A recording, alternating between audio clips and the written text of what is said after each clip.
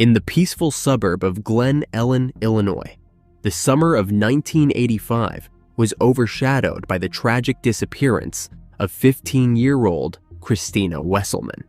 What began as a simple trip to the store for a candy bar ended in heartbreak when Kristina was found deceased.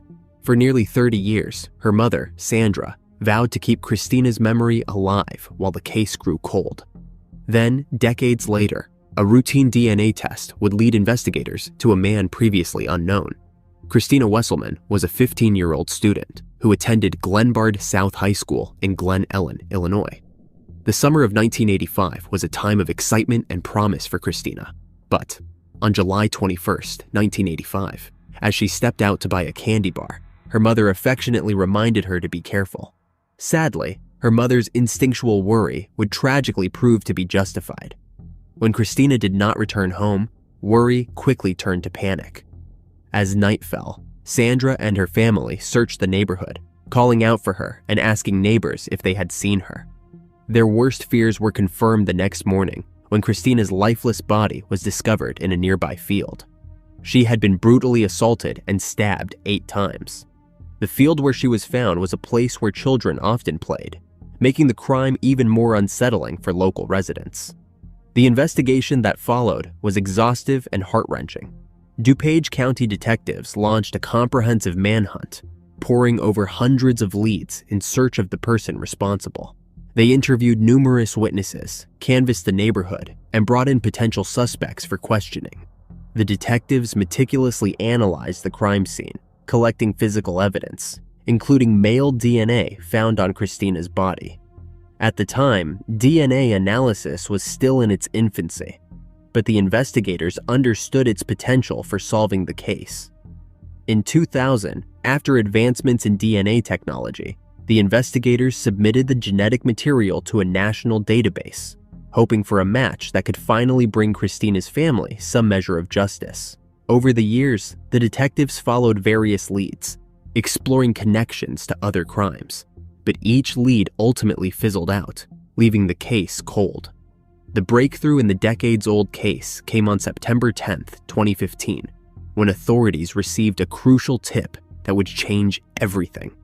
A routine DNA test linked Michael R. Jones, a 62-year-old man living 150 miles south of the crime scene, to the genetic material found at the site of Kristina's crime scene.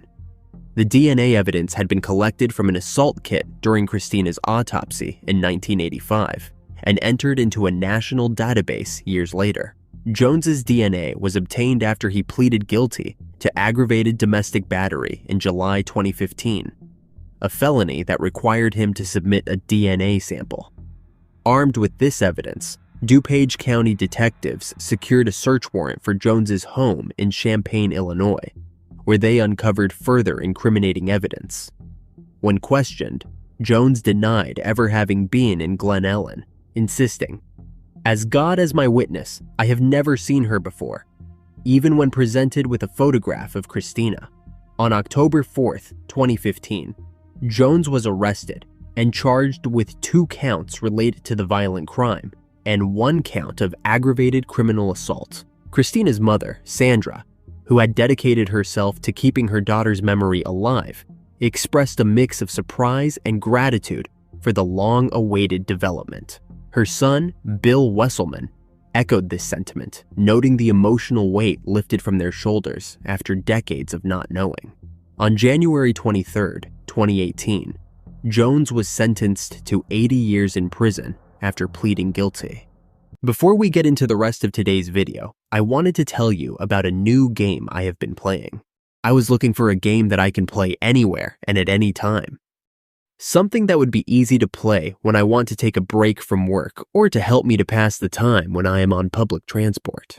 What attracted me to play this game was that it brings you the best Las Vegas slots experience, and you can play a new slot every week. And that is not all. There are more than 150 free casino slot games. In addition to the tons of casino slots, there are many casual mini-games. Personally, I would recommend you to play the following 2 first. Golden Wheel is a mini-game that lets you earn free coins by spinning a wheel. Rescue the Fish is a game in which you match pairs of identical playing cards to unlock pipes and save trapped fish. I have very good news for you. A new player gets 20 million free coins, but you, as my audience, get 40 million extra coins. All you need to do is click on the link in the description of this video or scan the QR code on the screen. If you want to enjoy the excitement of gambling without visiting a physical casino or risking real money, this is the perfect way to experience authentic casino slots. Winning jackpots is incredibly easy. I began with just 20 million coins, and after playing for a short time, I scored multiple jackpots. Diamond Spins is one of my favorite games to play, as I like the music and effects, as well as the excitement surrounding it. As I said before, the good news for you, as my audience, is that you do not only get the welcome gift of 20 million free coins, but 40 million extra coins. All you need to do is click on the link in the description of this video, or scan the QR code on the screen. Please share with us in the comments when you have downloaded LOTSA slots and which game is your favorite. 15-year-old Danielle Jones suddenly disappeared in June 2001 in Essex, England. A beloved teenager's routine walk to the bus stop unraveled into one of the most haunting mysteries of the time. The search for Danielle's body stretched across months, and then the chilling evidence pointed to someone far too close to home. Danielle Sarah Jones was born on October 16, 1985, in East Tilbury, Essex. Growing up, Danielle was known for her bright smile and kind heart, qualities that endeared her to friends and family alike. However, in 2001, just as she was on the cusp of her teenage years, tragedy struck. On the morning of June 18, 2001, Danielle was last seen walking to a bus stop near her home, a routine outing. In the wake of her disappearance, a massive search operation unfolded, mobilizing Essex police to respond to one of the most challenging cases they had ever faced. Over 900 officers and support staff were deployed to scour more than 1,500 locations in a desperate bid to locate Danielle. The community of East Tilbury rallied behind her family, offering support and assistance, while volunteers joined the police in the search efforts. Flyers with Danielle's photograph was distributed widely, and vigils were held to raise awareness about her plight. As the investigation progressed, suspicion quickly fell on Stuart Campbell, Danielle's uncle. He was arrested just 5 days after her disappearance, on June 23rd. The authorities had initially delayed his arrest, grappling with a critical decision, whether to act on their suspicions or to continue the search for Danielle under the hope that she was still alive. The detectives weighed the potential risks to her safety against the possibility that Campbell could lead them to her. The media coverage of Danielle's case was extensive, capturing national attention and keeping her story in the public eye. The ongoing investigation revealed a troubling shift, as the police quickly became convinced that Danielle was deceased, even within the first 2 months of her disappearance. Almost 2 months later, on August 17th, the police re-arrested Campbell on suspicion of slaying, fueled by significant evidence that suggested that Danielle was likely deceased. A police superintendent remarked to the BBC that Campbell had developed a relationship with Danielle that was certainly inappropriate and probably unlawful. The situation was dire, as it became clear that Danielle had attempted to distance herself from her uncle, but Campbell had resisted her efforts. By November 14, 2001, the Crown Prosecution Service assessed that there was enough evidence to charge Campbell with slaying, despite the unsettling reality that Danielle's body had yet to be found. The following year, on March 15, 2002, a body was discovered in a cement works located in an industrial area of Northfleet, Kent. Speculation arose that the remains could belong to Danielle. However, those hopes were dashed when the body was identified as Hannah Williams, a schoolgirl from Dartford, Kent. The case remained a haunting mystery, compelling the authorities to continue their investigation into Campbell and his involvement in Danielle's disappearance. On October 14, Campbell's trial commenced before Mr. Justice McKinnon and a jury, following an extended period of 11 months spent on remand. Witness testimonies revealed that Danielle had been seen conversing with a man in a blue Ford Transit van, which bore a striking resemblance to Campbell's vehicle, placing him in the vicinity at a critical time. Blood-stained stockings were found in the loft of Campbell's house, which contained DNA matching both him and Danielle. Additionally, lip gloss belonging to Danielle was discovered within Campbell's home, further implicating him in her disappearance. A diary maintained by Campbell revealed his unsettling obsession with teenage girls, complemented by testimony suggesting he had manipulated young girls into posing for explicit photographs. This pattern of behavior painted a disturbing portrait of Campbell and his motives, raising questions about the extent of his influence over Danielle. Central to the prosecution's argument was a text message Campbell claimed Danielle had sent to him, in which she expressed gratitude and affection. However, the message's composition raised red flags. It was sent in uppercase letters, contrasting sharply with Danielle's typical use of lowercase in her communications. Mobile switching center records further dismantled Campbell's alibi, which stated he was at a DIY store half an hour away in Raleigh. The records showed that both Campbell's and Danielle's mobile phones were connected to the same mobile phone mast around the time the alleged text message was sent, casting significant doubt on his claims. Forensic authorship analysis indicated that Campbell had likely written the message himself, using Danielle's phone in an attempt to fabricate a narrative that she was still alive. This revelation intensified the prosecution's case against Campbell, solidifying the belief that he was responsible for Danielle's tragic disappearance. On December 19, 2002, Stuart Campbell was found guilty of both charges, slaying and abduction. Mr. Justice McKinnon sentenced Campbell to life imprisonment for the slaying of Danielle Jones, a sentence that would run concurrently with a 10-year term for abduction. Following the verdict, the High Court mandated that Campbell serve a minimum of 20 years before being eligible for parole, effectively ensuring that he would remain incarcerated until at least November 2022 at the age of 64. This ruling was met with mixed emotions by the public and Danielle's family, who grappled with the reality that Campbell could one day be released. In January 2023, the parole board made a significant decision, denying Campbell's request for parole. This ruling provided a measure of relief to those who had followed the case. Though Danielle's body was never found, the evidence ensured Campbell's life sentence. A quiet, reclusive man, living under a false name, took his own life in a Cleveland, Ohio apartment in 2002. An investigation uncovered theories of his past that ranged from him being a fugitive on the run to a possible connection with notorious crimes. On July 30th, 2002, Joseph Newton Chandler III's body was discovered in his apartment, and the investigators believed he had taken his own life about a week earlier. He had shot himself in the mouth with a .38 caliber revolver, which he had purchased a few months prior. Him taking his own life appeared planned, as he had marked the days leading up to it on his calendar, closed the blinds, and turned off the air conditioning before pulling the trigger. A recent diagnosis of colon cancer may have played a role in his decision to end his life. At the time of his demise, Joseph had $82,000 in his bank account and had listed his co-workers as his emergency contacts. The truth about his stolen identity only came to light when authorities, trying to locate next of kin, discovered that the real Joseph Newton Chandler III had lost his life decades earlier. The real Joseph Newton Chandler III was born on March 11, 1937, in Buffalo, New York, to Joseph Newton Chandler Jr. and Billy Chandler. Joseph's life took a tragic turn when he was just 8 years old.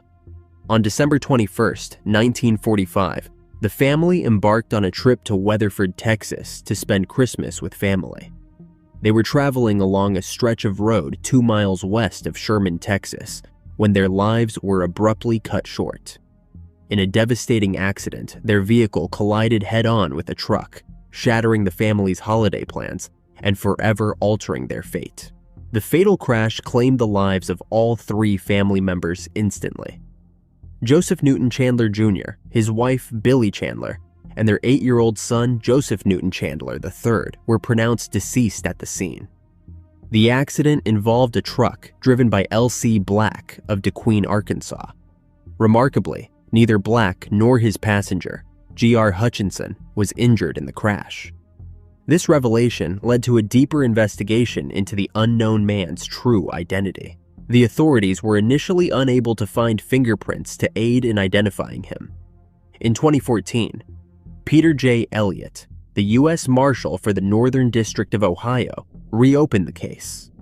DNA testing became crucial in unraveling the true identity. They eventually obtained a DNA sample after discovering that he had undergone colon cancer surgery at a hospital in Lake County, Ohio, in 2000.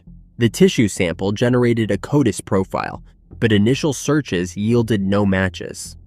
In 2016, forensic genealogist Colleen Fitzpatrick joined the investigation, comparing his YSTR profile to public genetic databases. This effort revealed that the man's real surname was likely Nichols. By 2018, advanced DNA analysis through the DNA Doe Project utilized GED match, confirming that the man known as Joseph Chandler was Robert Ivan Nichols, an engineering draftsman from New Albany, Indiana. A final match through CODIS with Robert's son, Phil Nichols, solidified the identification. Robert Nichols was born on September 12, 1926, in New Albany, Indiana, to Silas and Alpha Nichols. He grew up as one of 4 boys and later joined the U.S. Navy during World War II. Robert served as a firefighter aboard the USS Aaron Ward, which was bombed by the Japanese in May 1945 near Okinawa. He suffered serious shrapnel injuries to his back and hip, earning a Purple Heart for his bravery. After the war, Robert distanced himself from his military service, even burning his uniforms, signaling deep emotional scars from the war. In 1947, Robert married Laverne Court, and together they had 3 sons.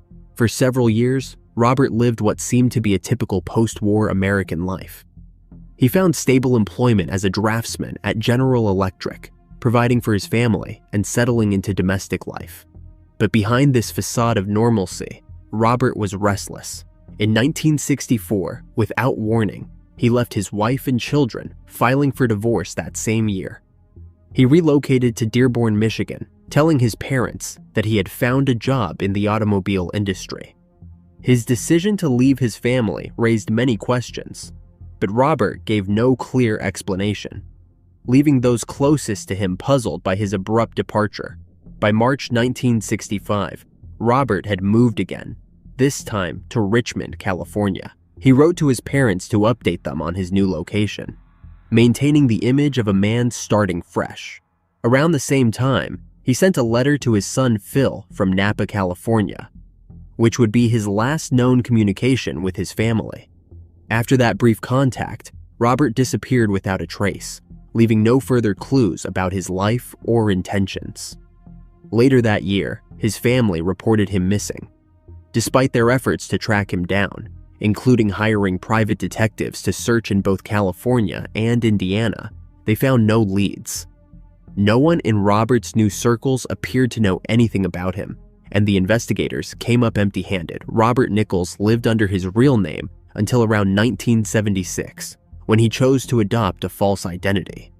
In September 1978, he stole the identity of Joseph Newton Chandler III, the boy who had passed away in the car accident in 1945. Robert applied for a Social Security card in Joseph's name while in Rapid City, South Dakota. Over the years, he lived a quiet and solitary life, working as a draftsman and an electrical designer. Alongside his eccentricities, Robert had a talent for tinkering, making homemade electronic devices, and occasionally using his computer. After moving to Cleveland, he briefly worked for the Edco Company and later for Lubrizol, a chemical company in Wickliffe, Ohio, where he was described as a recluse who kept to himself and barely interacted with coworkers. By 1997, Robert's isolation deepened after he was laid off from his job at Lubrizol. His colleagues noted that he had no apparent friends, and he left his home only for work or meals. Robert's reclusive lifestyle carried on until July 30th, 2002. His story remains a strange and tragic mystery, with only fragments of his life uncovered after his demise. The enigmatic nature of his life after the identity theft suggested he may have committed serious crimes before assuming Joseph's name. One prominent theory proposed by internet sleuths linked Robert to the infamous Zodiac perpetrator, an unidentified serial perpetrator active in California during the 1960s and 1970s. This notion emerged from his resemblance to police sketches of the Zodiac and his previous residence in California, where the perpetrator operated. Another possibility was that Robert could have been Stephen Campbell, a fugitive engineer from Cheyenne, Wyoming, wanted for attempted slaying. Some speculated that he might have been a German soldier or Nazi official who fled to the United States to escape prosecution for war crimes committed during World War II. Investigators also explored a potential connection between Robert and the unsolved 1989 slaying of Amy Mihaljevic in Ohio.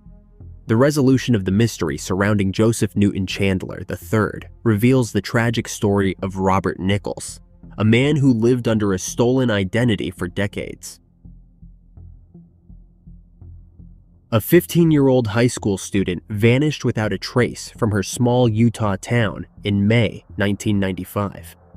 Her sudden disappearance from Spanish Fork High School, where she was last seen at lunch, led to a years-long investigation filled with conflicting testimonies, shifting alibis, and unanswered questions. The complex search for truth ensued, and then disturbing admissions emerged years later. Kiplyn Davis, born on July 1, 1979, was a vibrant young girl with a promising future, cherished by her family and friends. At just 15 years old, she was a sophomore at Spanish Fork High School in Spanish Fork, Utah, where she was known for her spirited personality and academic dedication.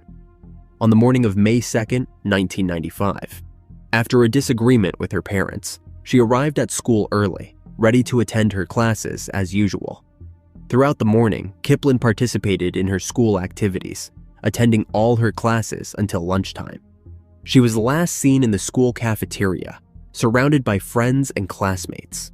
Despite the normalcy of her day, Kiplyn's absence during the 4th and 5th periods raised immediate concerns. A close friend claimed to have spoken with her between these periods, but this statement later changed, adding a layer of confusion to the already puzzling situation.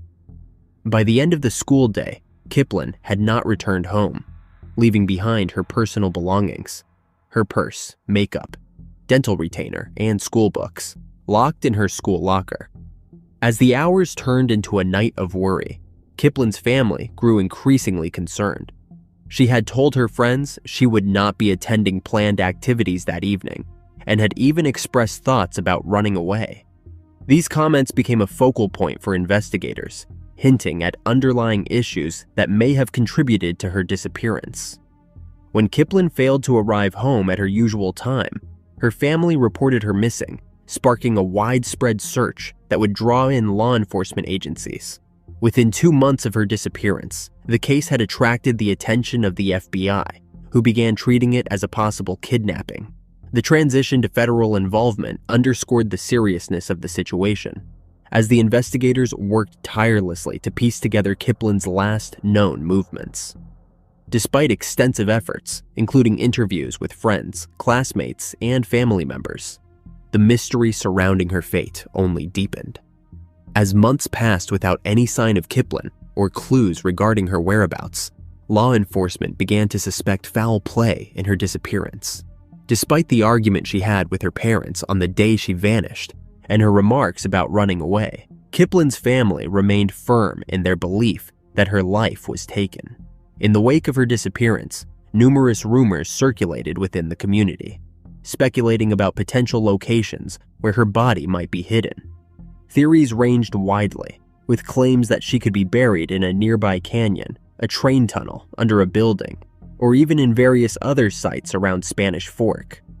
After 4 long years of searching and waiting, Kiplyn's family chose to honor her memory with a memorial service, acknowledging the profound impact her absence had on their lives.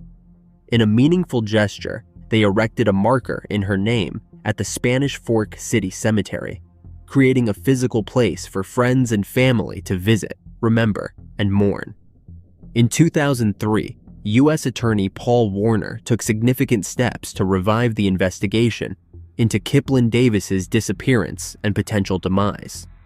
This renewed probe concentrated on several of Kiplyn's classmates, who were viewed as either suspects or individuals believed to have critical information regarding her fate.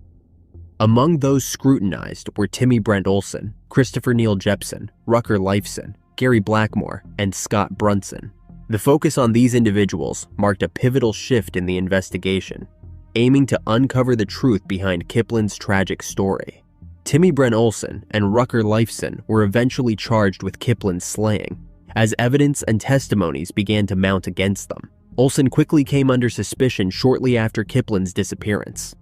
In a series of interviews with law enforcement, he provided dramatically different accounts of when he last saw Kiplyn, complicating the timeline of events leading up to her disappearance. His conflicting narratives raised red flags, leading investigators to delve deeper into his background and actions on the day she went missing. Witness testimonies played a crucial role in shaping the investigation, with several individuals claiming that Olsen had confessed to assaulting and ending the life of Kiplyn.